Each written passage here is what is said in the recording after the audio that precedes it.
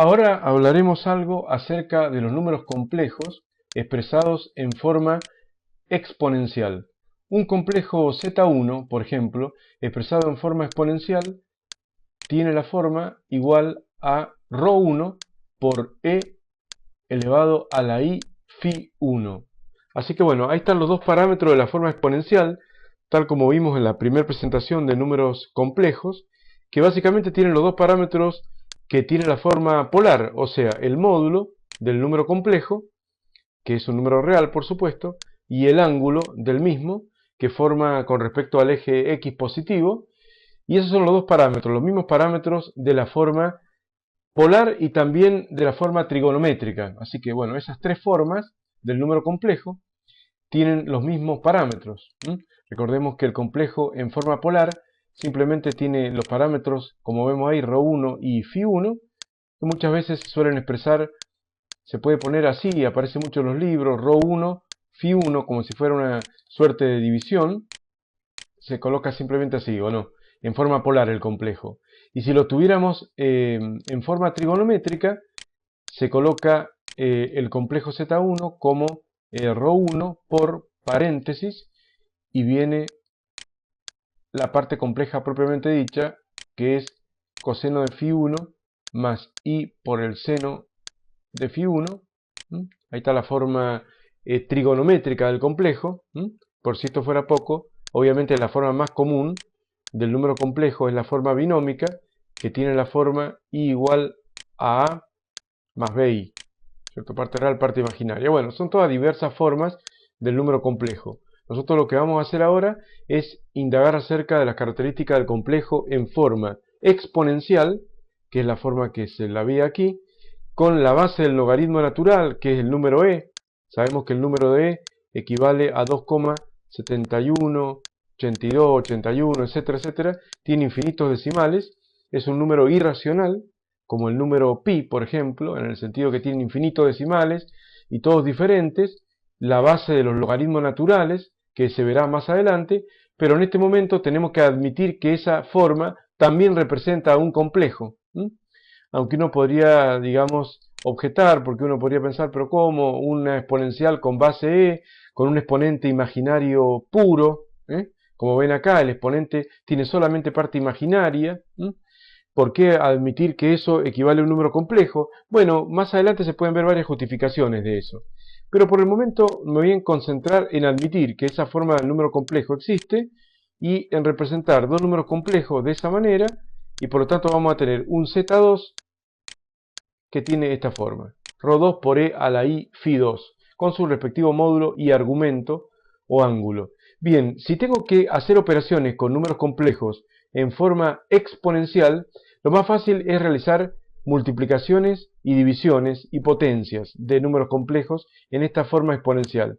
Cuando hay que multiplicar dos números complejos, y los mismos están dados en forma exponencial, z1 por z2, lo que hacemos es multiplicar miembro a miembro estas dos igualdades, y por lo tanto va a quedar ρ1 por e a la i phi 1 por el segundo miembro ρ2 por e a la i phi 2.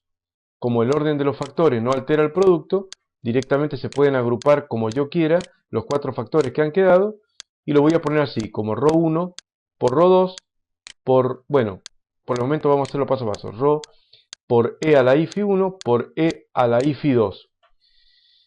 Ahora, cuando yo tengo producto de potencias de igual base, como vamos a ver con los argumentos, vamos a repetir esta parte inicial. ρ1 por ρ2, z1 por z2, perdón, es igual a ρ1 por ρ2 por producto de potencia de igual base, da otra potencia con la misma base, y los exponentes se suman, con lo cual va a quedar e elevado a la i phi 1 más i phi 2.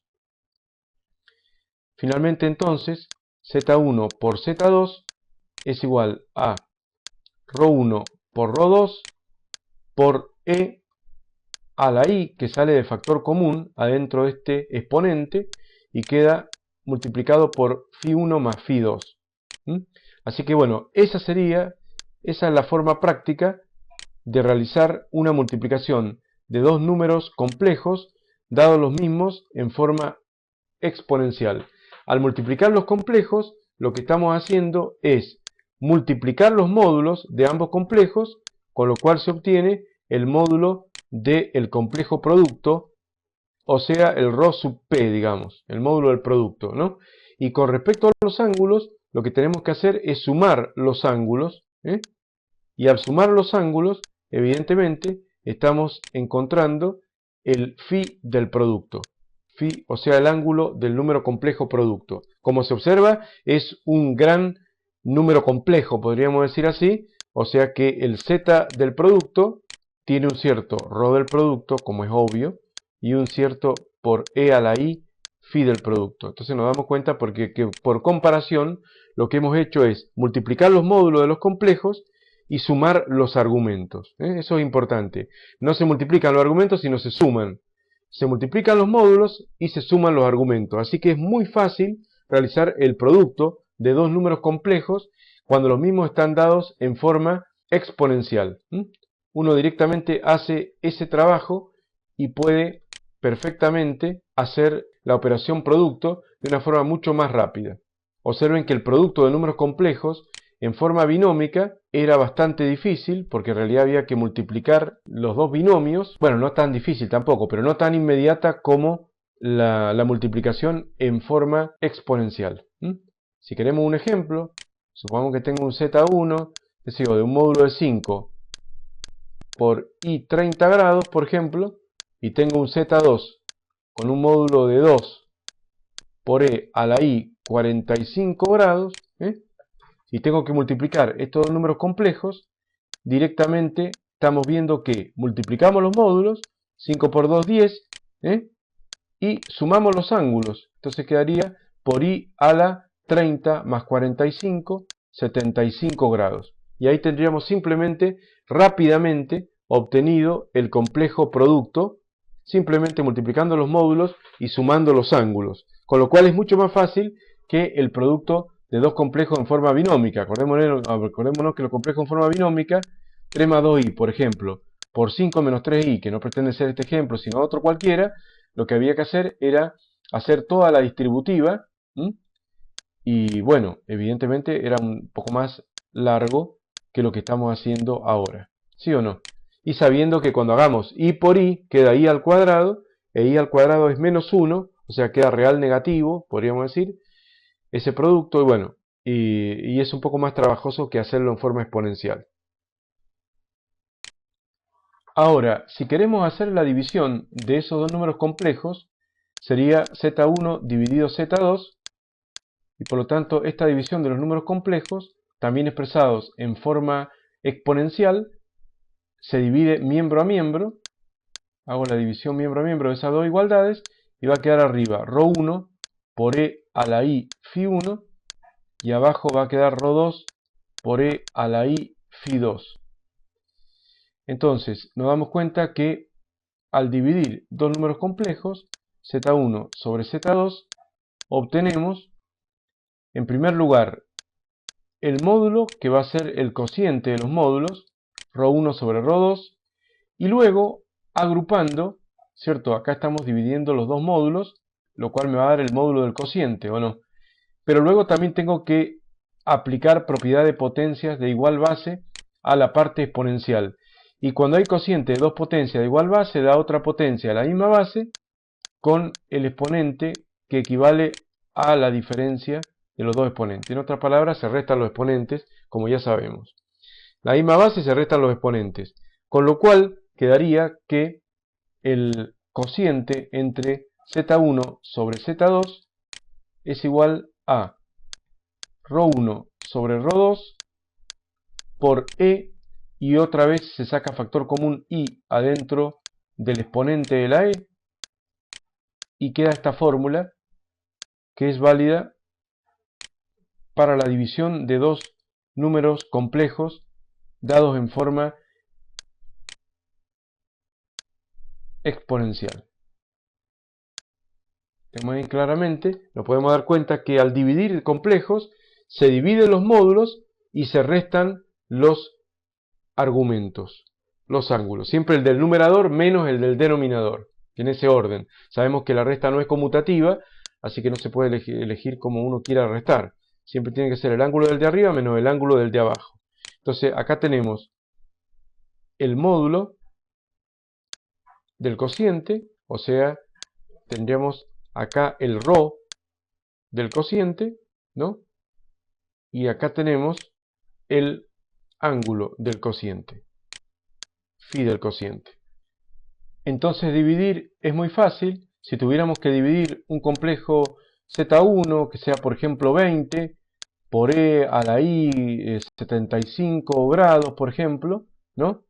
Y lo tenemos que dividir por un complejo Z2, que supongamos que sea 5, por E a la I 100 grados, por ejemplo, ¿no? Nos vamos a encontrar con que al hacer la división solamente necesitamos dividir los módulos, quedaría 20 dividido 5, ¿no? Y restar los ángulos. Entonces quedaría ahí por, en este ejemplo, 75 menos 100 grados. Entonces, evidentemente me va a dar un complejo cociente igual a 4, que es 20 dividido 5, por E a la I menos 25 grados, que sería el ángulo. Un ángulo en el cuarto cuadrante, ¿cierto? Para el número complejo. Entonces, perfectamente se puede hacer muy rápido la división de números complejos cuando los mismos se conocen en forma exponencial. Así que como estamos viendo, tanto para multiplicar como para dividir complejos, la forma exponencial es mucho mejor y más rápida y preferible para el número complejo, que esté expresado en esa forma exponencial, porque es mucho más rápida la multiplicación y la división. Pero también la potencia de un número complejo es más fácil cuando el mismo está expresado en forma exponencial. Volvamos al complejo genérico, ¿cierto? Si tengo que elevar a la n ese número complejo, o sea, elevado a una potencia, a un cierto exponente, esto va a ser equivalente a lo que vemos ahí, que sería ρ por e a la i phi elevado a la n, ¿no? Entonces, matemáticamente, al elevar a la enésima potencia un número complejo, distribuyendo la potencia con respecto a la multiplicación, recordemos que la potencia es distributiva con respecto a la multiplicación, quedaría ρ a la n por e a la i phi, que a su vez se eleva a la n. Por lo tanto, va a quedar que la potencia enésima de un complejo va a tener un módulo que es igual a la potencia enésima del módulo, pero va a tener un argumento que es igual a, como acá hay potencia de potencia en la parte del ángulo, quedaría, se multiplican los exponentes y quedaría e elevado a la i por n veces phi. Entonces, ahí tenemos lo que es un complejo z que se ha elevado a la forma, que se ha elevado a la enésima potencia en forma exponencial. Nos damos cuenta que el módulo de la potencia es igual a la potencia enésima del módulo del complejo, de manera tal que aquí tenemos entonces el ρ de la potencia, ¿cierto? Ahora, en cuanto al ángulo o argumento de la potencia, que sería obviamente esto, este sería el phi sub potencia, nos damos cuenta que es igual a n veces el módulo del ángulo. Entonces, cuando hay que elevar una potencia enésima, un número complejo, se eleva a esa misma potencia su módulo, pero su ángulo se multiplica por n veces. Es como que no es exactamente la misma operación que afecta al módulo y al ángulo. Simplemente, entonces ahí tenemos la diferencia, que es que el phi de la potencia es n veces el phi del número complejo. Veamos un ejemplo. Supongamos que z es igual a 2 por e a la i 30 grados, ¿no? Y ese complejo lo tenemos que elevar al cubo, ¿cierto? Si lo tenemos que elevar al cubo, lo que tenemos que hacer, como estamos viendo, es elevar al cubo el módulo y en cuanto al ángulo, multiplicarlo por 3. O sea, 3 por 30 grados. De esa manera, ese complejo z elevado al cubo va a quedar con un módulo de 8 y con un argumento de 3 por 30, 90 grados. Es muy sencillo.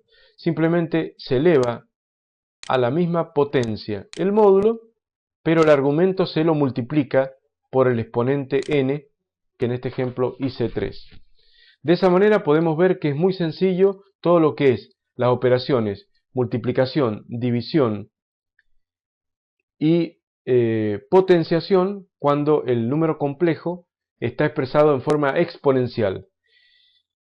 Y por caso contrario, hacer sumas o restas de números complejos en forma exponencial es más difícil. ¿Por qué? Porque si tenemos dos complejos, z1 más z2, una suma o una resta, y lo tenemos en forma exponencial, no hay propiedades que me permitan hacerla fácilmente. Entonces, básicamente, cuando yo tengo que hacer una suma algebraica o suma o resta de números complejos, me convendría que los mismos estuvieran en forma binómica.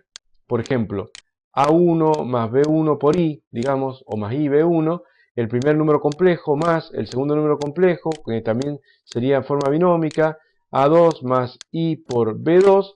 Bueno, entonces para sumar o restar, obviamente que lo más conveniente es la forma binómica, porque ahí, como ya hemos visto anteriormente, cuando vimos las operaciones con los números complejos, en forma binómica, hay que limitarse a sumar la parte real con la parte real y la parte imaginaria con la parte imaginaria. Entonces, bueno, cada forma de expresión de complejo conviene más o menos dependiendo de la operación que se va a realizar. Si tengo que sumar entonces los números complejos, es bastante preferible que estén en la forma binómica. Entonces ahí va a quedar directamente que el complejo de la suma va a tener una forma A de la suma, ¿cierto? Más I por B de la suma. Y bueno, en ese caso es bastante obvio que la parte real de la suma es la suma de las partes reales y la parte imaginaria de la suma es la suma de las partes imaginarias. Entonces, cuando se trate de sumar o restar, lo más conveniente, o incluso multiplicar a un número complejo por un número real, digamos, lo más conveniente es la forma binómica. Pero cuando se trate de multiplicar dos complejos entre sí, dividir dos complejos entre sí, o elevar un complejo a una cierta potencia, o incluso sacar la raíz de un complejo, que eso no lo vamos a ver ahora, pero lo van a ver los alumnos cuando vayan a la facultad, lo más conveniente es la forma exponencial.